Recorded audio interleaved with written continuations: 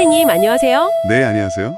요즘 들어서 좀 집안 분위기가 어수선하다, 아니면 뭐 일이 잘 안 풀린다, 이런 고민들을 주변에서 좀 듣게 되는 것 같아요.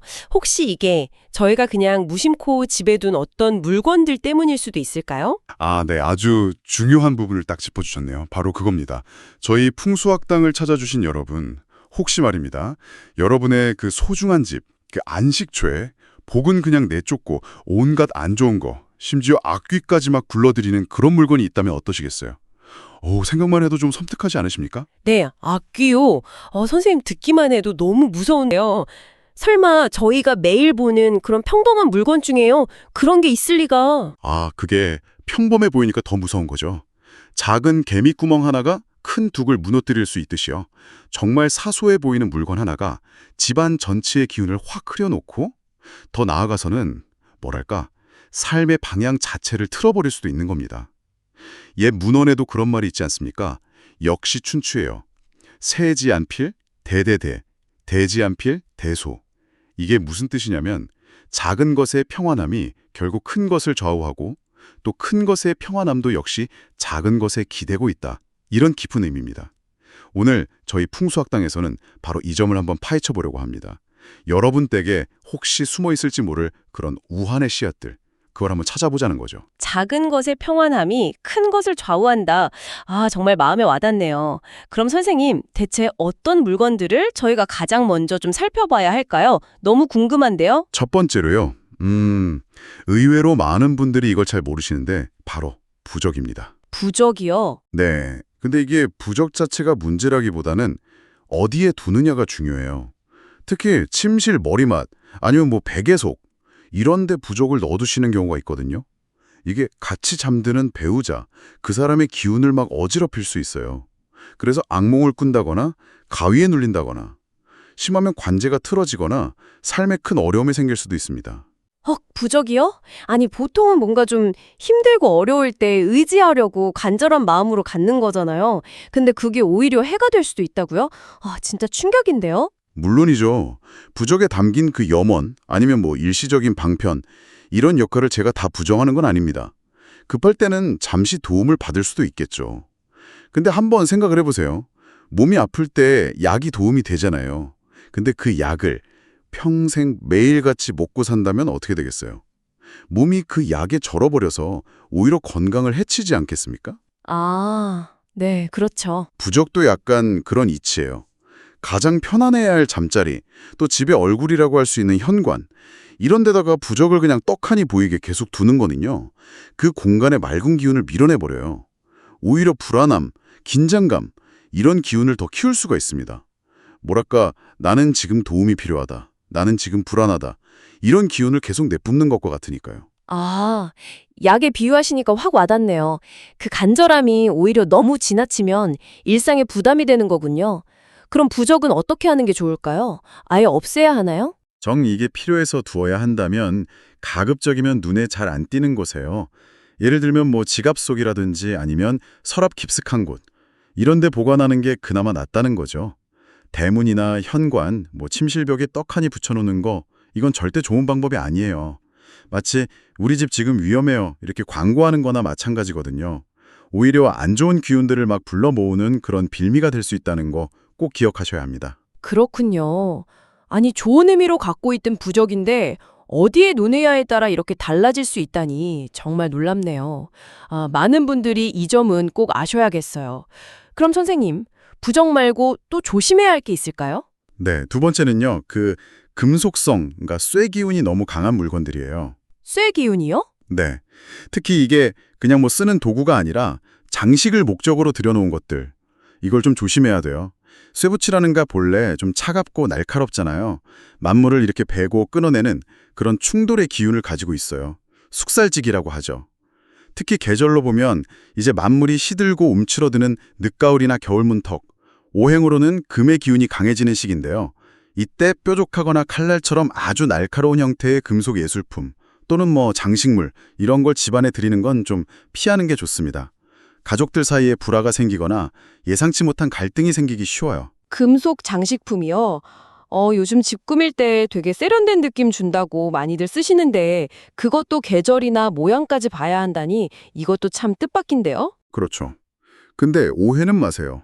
뭐 부엌에 있는 칼, 아니면 공구함에 있는 연장, 또 재물을 지키는 금고 같은 거. 이렇게 명확한 용도가 있는 기능적인 쇠붙이는 괜찮습니다. 그건 예외일 수 있어요. 제가 좀 경계하라고 말씀드리는 건 예술이라는 이름으로 집에 두는 거 있잖아요. 아주 귀괴하거나 너무 날카로운 형상의 금속 조형물, 그림, 이런 것들입니다. 금의 기운이라는 게 본질적으로 단절, 충돌, 이런 걸 의미하거든요. 때로는 이게 아주 예리한 칼날처럼 관계를 해칠 수도 있는 그런 속성이 있어요. 단절과 충돌의 기운이라. 듣기만 해도 마음이 좀 그러네요. 이 금의 기운에 대해서 조금만 더 말씀을 드리자면요. 옛날에 그 성현들께서는 나라를 다스리는 아주 큰 일에도 이 오행의 이치를 다 적용했어요. 예를 들면 형벌 집행 시기를 정할 때요. 만물이 막 살아나는 봄, 그러니까 목의 기운이 왕성할 때는 사형 같은 무거운 형벌은 절대 집행하지 않았습니다. 정말요? 네. 왜냐하면 그 봄에 살아나는 기운을 쇠붙이, 즉 금의 살기로 꺾어버리면 나라 전체의 기운까지 안 좋아진다고 믿었기 때문이에요. 반대로 이제 좀 서늘한 기운이 도는 가을, 금의 계절이 되어서야 비로소 형벌을 집행해서 기강을 바로 세웠던 거죠. 와, 아니 단순히 물건의 성질을 넘어서 계절의 변화, 심지어 나라를 다스리는 원리까지 연결이 된다니. 와, 정말 대단한데요? 이걸 그냥 미신이다 이렇게만 볼 순 없겠네요? 정말 장식품 하나를 드릴 때도 깊이 생각해 봐야겠어요. 바로 그겁니다. 우리 조상님들의 지혜가 결코 그냥 나온 게 아니에요. 자연의 그 거대한 순환 원리를 삶 속에 아주 깊이 체득하고 계셨던 거죠. 우리가 그냥 편리함만 좇아서 이런 지혜를 자꾸 외면하는 게 과연 좋은 건지 한 번쯤은 좀 진지하게 생각해 볼 필요가 있습니다. 네, 선생님, 두 깊은 뜻을 잘 새기겠습니다. 그럼 세 번째로 조심해야 할 물건은 뭘까요? 세 번째는요, 어린아이 모습이랑 너무 똑같이 만들어진 인형이에요. 특히 사람 모양을 아주 정교하게 만든 아기 인형 같은 거요. 이런 거는 집에 여러 개 두는 건 좀 삼가는 게 좋습니다. 네, 아이들 가지고 노는 그 인형 말씀이세요. 아니, 그게 왜요? 뭐가 문제가 될 수 있나요? 옛날 어른들 말씀에 그런 말이 있어요. 밤에 혼자 길 갈 때 제일 섬뜩한 게 아이 형상이다. 이게 살아있는 아이를 말하는 게 아니고요. 그 형상 자체를 말하는 거예요. 갓 태어난 아기는 정말 순수하고 맑잖아요. 근데 바로 그 순수함 때문에 외부에 좀 안 좋은 기운, 탁한 기운, 즉 부정, 부진에 쉽게 물들 수 있다고 봤어요. 그래서 예로부터 아이가 태어나면 금줄 치고 부정한 거 멀리하고 이런 금기사항들이 많았던 거거든요.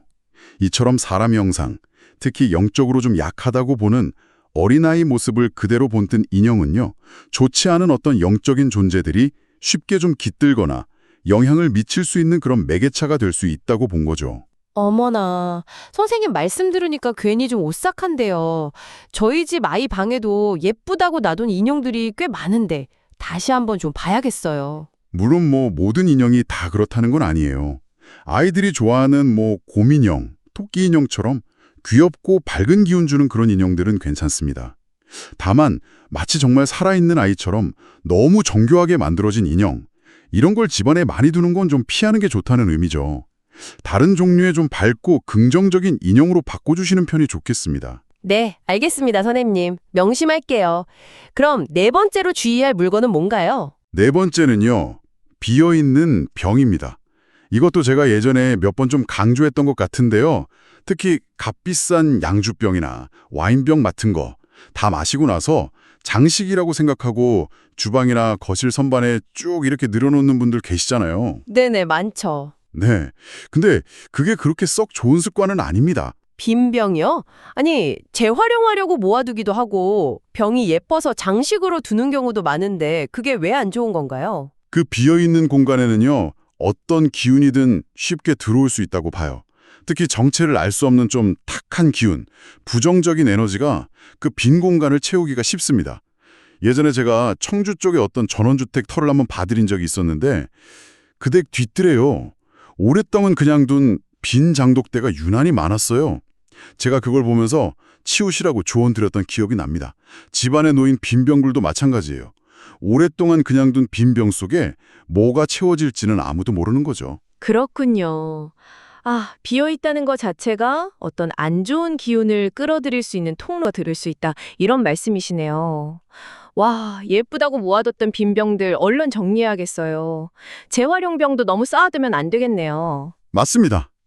자, 다음 5번째는요. 어떻게 보면 너무 당연한 이야기일 수도 있는데 의외로 이게 실천이 잘 안 돼요. 바로 쓰레기입니다. 쓰레기요? 그건 당연히 위생상으로도 빨리 버리는 게 좋잖아요. 물론이죠. 위생적인 면도 아주 중요하죠. 근데 기운의 관점에서도 마찬가지예요. 아무리 귀한 선물을 포장했던 예쁜 포장지라고 해도요. 그게 내용물 다 하고 버려져서 쓰레기통에 딱 들어가는 순간, 그리고 우리가 그걸 쓰레기라고 딱 인식하는 순간부터는요.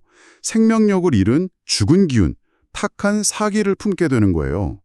그런 부정적인 기운 덩어리를 집안에 오래 두는 건 절대 좋을 리가 없죠. 재물운이든 건강운이든 좋은 기운의 흐름을 막는 그런 장애물이 될 수 있습니다. 아, 맞아요. 정말 쓰레기를 바로바로 비우면 집안 공기도 상쾌해지지만 왠지 모르게 마음까지 좀 가벼워지는 느낌이 들곤 했거든요. 그게 그냥 기분 탓만이 아니라 진짜 기운의 정화랑 관련이 있었군요. 네. 6번째는 청결과 관련된 건데요. 제가 이건 좀 각별히 강조하고 싶은 부분입니다. 바로 창틀의 먼지예요. 아마 이 창틀 먼지의 중요성에 대해서 이렇게까지 강조하는 건 제가 처음이 아닐까 싶습니다. 창틀 먼지요? 그게 그렇게까지 중요한가요? 물론 청소할 때 닦기는 하는데, 아니 그게 운이랑 관련이 있을 거라고는 생각을 잘 못 해봤는데요. 창틀에요. 먼지가 막 시커멓게 아니면 뿌옇게 내려앉아 있는 집은요. 결코 좋은 기운이 머물기가 어렵습니다. 창은 집의 눈과 같다고 하잖아요. 아, 네. 외부에 좋은 기운이 들어오고 또 내부에 탁한 기운은 나가는 통로인데 그 창틀에 먼지로 꽉 막혀 있으면 어떻겠어요? 얼마 전에 제가 경기도의 한 아파트 감정을 의뢰받아서 간 적이 있어요. 현관문을 딱 열고 들어서는 순간부터 집안에 뭔가 좀 무거운 기운이 느껴졌고 집주인께서 좀 여러 가지 어려움을 겪고 계시겠구나 직감을 했죠. 아니나 다를까 집안 곳곳에 창틀을 보니까요. 오랫동안 청소를 안 하신 거예요. 먼지가 아주 두껍게 쌓여 있었습니다. 그래서 선생님께서는 어떻게 조언해 주셨어요? 그 댁은 마침 리모델링을 생각하고 계셨어요. 집안 분위기를 좀 바꾸고 싶으셨던 거죠. 근데 저는 다른 것보다도 지금 당장 큰돈 들여서 리모델링 하실 게 아니라 집안 대청소부터 하시라고 아주 강력하게 권했습니다. 특히 창틀 먼지, 이것부터 속 시원하게 닦아내시라고요. 아니, 리모델링보다 청소가 더 시급하다고요? 와, 진짜 의외인데요? 그렇습니다. 청소라는 게 그냥 매일 하는 일상적인 일처럼 보이지만 그 안에도 깊은 의미가 있어요. 사람의 기운이 좀 약해지거나 아니면 집터 자체의 기운이 안 좋으면 이상하게 집안일에 손이 잘 안 가게 돼요. 살림에 대한 의욕이 뚝 떨어지는 거죠. 그러다 보면 창틀처럼 좀 구석진 곳은 더 방치되기 쉽고요. 만약에 지금 집안에 자꾸 안 좋은 일이 생기고 마음이 불안하다면요. 다른 걸 탓하기 전에 먼저 집안 전체를 한번 정갈하게 청소해 보세요. 특히 창틀의 그 묵은 먼지를 깨끗이 닦아내는 것만으로도요. 뭔가 막혔던 기운이 풀리고 새로운 변화를 느끼실 수 있을 겁니다. 세상에, 창틀 먼지 하나에 그런 깊은 의미가 있었다니 정말 놀랍습니다. 저도 오늘 당장 집에 가서 창틀부터 닦아야겠어요. 선생님, 벌써 6가지나 말씀해 주셨는데 마지막으로 또 주의해야 할 점이 있을까요? 네, 마지막 7번째는요. 이건 물건이 아니라 사람에 관한 이야기입니다. 사람이요? 네. 만약 지금 여러분 가정에 좀 걱정거리가 많고 힘든 상황이 계속되고 있다면요. 여러분 주변 사람들, 그분들을 한번 좀 주의 깊게 살펴보실 필요가 있어요. 특히 겉으로는 아주 좋은 사람처럼 다가오고 위로해주고 도움을 주려고 하는 사람일수록 때로는 더 경계하고 신중해야 할 때가 있습니다. 사람이요? 선생님, 그건 너무 뜻밖인데요. 힘들수록 주변 사람들한테 의지하고 싶잖아요, 보통은. 근데 오히려 더 조심해야 한다고요? 제가 괜히 좀 불신이나 경계심을 부추기는 건 아닌가 저도 좀 조심스럽긴 합니다만 살다 보면 분명히 예기치 못한 그런 상황들이 있어요. 동양의 지혜를 깊이 깨우친 그런 현인들께서는 늘 신독, 그러니까 홀로 있을 때도 스스로 삼가고 조심하는 그런 자세, 그리고 더불어서 관계에 있어서도 조심이라는 덕목을 아주 강조하셨습니다. 정말로 평안한 삶을 원한다면 때로는 약간의 불편함을 감수하고서라도 자신의 소중한 가치나 영역을 지키려는 노력이 필요해요. 내가 하고 싶은 대로 다 하면서 동시에 흔들림 없는 평안까지 다 누리겠다. 이거는 좀 함께 가기 어려운 길입니다. 물과 불을 한 손에 쥐려는 것과 같죠. 편안함이라는 건 때로는 약간의 절제, 그리고 경계 속에서 더 단단해지는 법거든요. 아, 마음이 좀 약해져 있을 때 다가오는 그런 달콤한 말이나 과도한 친절 속에 혹시 다른 의도가 있을 수도 있다. 이런 경고로 받아들여야겠군요. 정말 깊이 생각해 볼 문제네요. 사람 관계에서도 신중함이 필요하다는 말씀 꼭 명심하겠습니다. 그렇습니다. 이렇게 집안에 좀 불필요하거나 부정적인 기운을 가진 물건들을 덜어내고 또 관계에서도 신중함을 기하는 것과 함께 이제는 맑고 좋은 기운을 적극적으로 집안으로 좀 끌어들이는 노력이 필요하겠죠. 그 시작은 역시 정화입니다. 네, 선생님. 오늘 말씀해 주신 일법까지 이런 것들을 정리하는 게 첫걸음이 되겠네요. 그럼 어떤 방법으로 집안 기운을 좀 맑게 할 수 있을까요? 가장 기본적이면서도 아주 강력한 방법은 바로 햇빛과 바람입니다. 네. 특히 햇빛이 잘 들어오는 창가, 거기를 늘 깨끗하게 관리하시고요. 수시로 창문을 활짝 열어서 신선한 공기가 계속 돌게 하는 게 중요해요. 살아있는 기운, 즉 생기를 집안 가득 채우는 거죠. 묵은 먼지 털어내듯이 정체된 탁한 기운을 몰아내고 새로운 생명력을 불어넣는 겁니다. 그리고 덤으로서요. 공간의 기운을 좀 정화하는 데 도움이 되는 백수정 원석이나 아니면 작은 정화용 소금 던지 같은 거 있잖아요. 이런 걸 집안 곳곳, 특히 현관이나 거실 구석 같은 데 놓아두는 것도 좋은 방법이 될 수 있습니다. 햇빛이랑 환기, 그리고 백수정이나 소금단지요. 와, 생각보다 어렵지 않으면서도 효과적인 방법이네요. 당장 해봐야겠어요.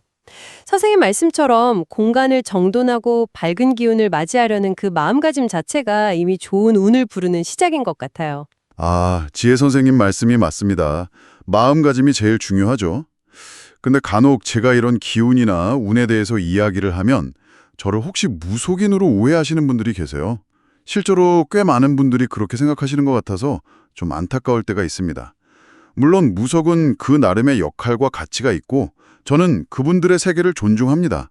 하지만 저는 무속인이 아니라 우리 민족 고유의 전통 속에 담겨있는 자연의 이치와 지혜, 이것을 현대인의 삶에 맞게 해석하고 전달하는 학자이자 조언자라고 할 수 있습니다.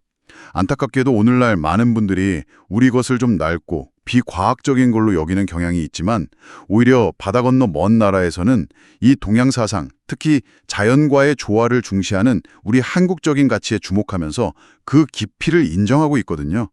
저는 바로 이 소중한 우리 지혜를 학문적으로 좀 체계화해서 여러분의 삶을 더욱 풍요롭고 조화롭게 만드는데 조금이나마 힘을 보태고자 하는 것뿐입니다. 네, 선생님, 그 기쁘신 학문과 통찰에 정말 늘 감탄하고 많이 배우고 있습니다. 오늘 이야기를 들으신 여러분께서도 우리 집에 혹시 이런 물건이 있었네? 하고 뭔가 깨달으신 점이나 이런 경우는 어떤가요? 하고 궁금하신 점이 있다면요. 주저하지 마시고 댓글로 남겨주세요. 서로의 경험과 지혜를 나누는 그런 소통의 장이 되면 참 좋겠습니다. 그렇습니다. 여러분의 그 소중한 경험과 지문들이 바로 저희 풍수학당을 더욱 살아 숨쉬게 하는 그런 원동력입니다. 저희 풍수학당이 앞으로도 변함없이 이렇게 귀한 지혜의 등불을 밝힐 수 있도록 여러분의 따뜻한 응원이 꼭 필요합니다. 영상이 도움이 되셨다면 좋아요로 마음을 좀 표현해 주시고요. 구독과 알림 설정으로 저희와 계속 함께해 주시길 부탁드립니다. 그리고 더 깊은 가르침과 소통을 원하시는 분, 그리고 저희 풍수학당의 꾸준한 활동을 좀 지지해 주고 싶으신 분들께서는 멤버십 가입을 통해서 후원의 손길을 보내주시면 저에게 정말 큰 힘이 될 것입니다. 네, 그리고 저희가 따로 마련한 오픈 채팅방도 있잖아요. 거기서는 선생님의 지혜를 좀 더 가까이에서 나누고 또 여러분들끼리 편안하게 풍수 이야기나 일상 이야기 나누실 수 있는 공간이니까요. 부담 없이 찾아와 주셔서 활발하게 소통하는 그런 장을 함께 만들어가면 좋겠습니다. 오늘 우리는 집안에 정말 사소해 보이는 물건 하나하나가 어떻게 우리의 운세와 기운에 생각보다 큰 영향을 미치는지 구체적인 사례들을 통해서 좀 살펴봤습니다. 핵심은 명확합니다. 우리 삶의 공간에서 불필요하거나 좀 부정적인 에너지를 내뿜는 것들, 이런 것들을 과감히 덜어내고요. 그 빈자리를 정갈함과 긍정적인 마음, 그리고 맑은 기운으로 채워나가는 것. 이게 중요하다는 거죠. 이것은 단순히 집을 청소하는 행위를 넘어서서요. 흐트러진 삶의 질서를 바로 세우고 더 밝은 내일을 향해 나아가는 아주 능동적인 의지의 표현이라고 할 수 있습니다. 오늘 정말 시스템어를 바로 적용할 수 있는 귀한 가르침 나눠주신 선생님께 진심으로 감사드립니다. 그리고 이 시간 끝까지 귀 기울여 주신 저희 풍석당 가족 여러분께도 깊은 감사 인사를 전합니다. 저희는 다음 시간에 더욱 흥미롭고 또 여러분의 삶에 실질적인 도움이 될 수 있는 그런 지혜를 가지고 다시 찾아뵙겠습니다.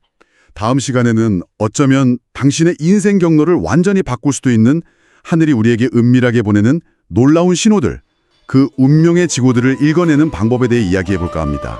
부디 다음 시간에 귀한 가르침을 놓치지 마시길 바랍니다.